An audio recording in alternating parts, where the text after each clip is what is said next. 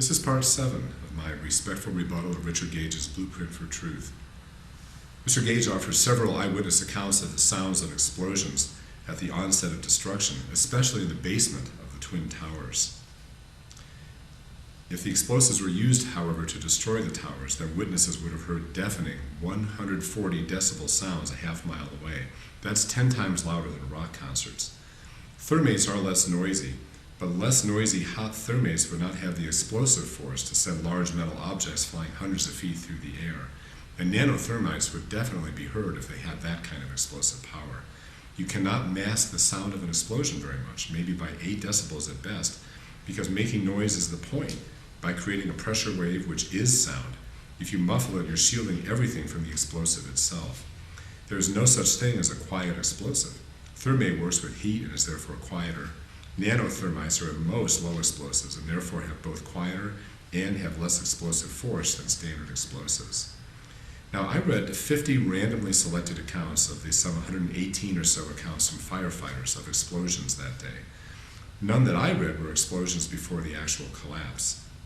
Those accounts that Richard found concentrate around the core and the basement, where small explosions from the jet fuel traveling down the elevator shafts caused several explosions and fireballs. Very few FDNY first responders believe bombs were placed in these buildings. I also researched the original seismic evidence from the closest readings I could find. The seismograph at the Lamont Doherty Earth Observatory 30 miles away showed 4 seismic events that morning, the 2 plane crashes and 2 collapses. Major explosions are not confirmed by the seismic record. The rare eyewitness accounts of big explosions well before the collapse are not corroborated by seismologists. In a real controlled demolition, everyone hears loud explosions. Eyewitnesses saw smoke, which is also visible in photos. White smoke is a classic warning sign for an impending fire explosion that kills dozens of firefighters every year. Blueprint for Truth has a video of New York Police Department member Craig Barther saying, quote, "I think I know an explosion when I hear it. I didn't see any reason for the building to fall down the way it did." And a lot of guys should be saying the same thing. But the truth is, they're not. Eric Swartz of Firefighters for 9/11 Truth has honestly told me that 10 former firefighters, maybe a couple more than that, have stated that they believe in controlled demolition, and nobody on the force there today says that. First responders couldn't distinguish the sounds of bombs from natural explosions that occur in a fire. In post 9/11, they're getting that training now, and Richard Gage himself debated a guy who has to teach firefighters what a bomb sounds like because they don't know the difference between a bomb and a regular explosion.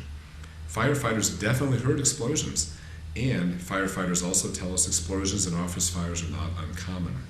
One firefighter gave me a partial list of things that explode in an office fire: HVAC equipment, including condensers and compressors, cleaning supplies, CRT-type TVs and computer monitors, large motors that have an oil reservoir for lube, hydraulic pistons found in an office chair, UPS battery backups, tires in vehicles, steam explosion when water hits a hot fire or molten aluminum, propane tanks, a metal fire, possibly aluminum as NIST proposed, and after the first collapse, an unknown number of Scott Pack bottles that the firefighters use, etc., etc., etc.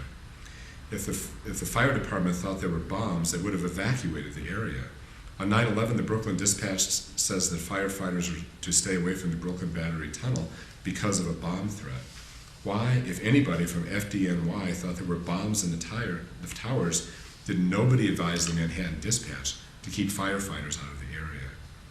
Now, I have a few more eyewitness accounts for your consideration.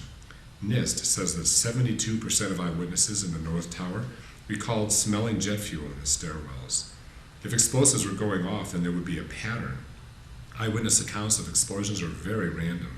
Somebody sees a fireball, someone sees a flash of light, somebody feels the ground shaking with no other apparent effect. The randomness of it tells me that these are aspects of a natural collapse as well. The 9/11 Mysteries video shows an edited video with Philip Morell where he talks about explosive sounds like bombs. I went back to the original interview. The director cut out the part where he then explained in the next couple sentences that the explosive sounds were actually from a crashing freight elevator. Lou Coccioli also said he's heard sounds like bombs, but is very unhappy that his quote is exploited in 9/11 Mysteries. I have seen and heard explosions and fires myself. The sounds of explosions often occur in a raging fire, and in this case do not show any evidence of being the sounds of bombs going off. I keep saying that I could be wrong because I'm not a scientist, but the 127 reasons I've laid out so far make it harder and harder for me to believe the claims of the other side. Next, we'll talk about the allegations of rivers of molten steel and iron in the debris, with more eyewitness reports, and check to see if this is true, and if the debris pile really was only 2 stories high.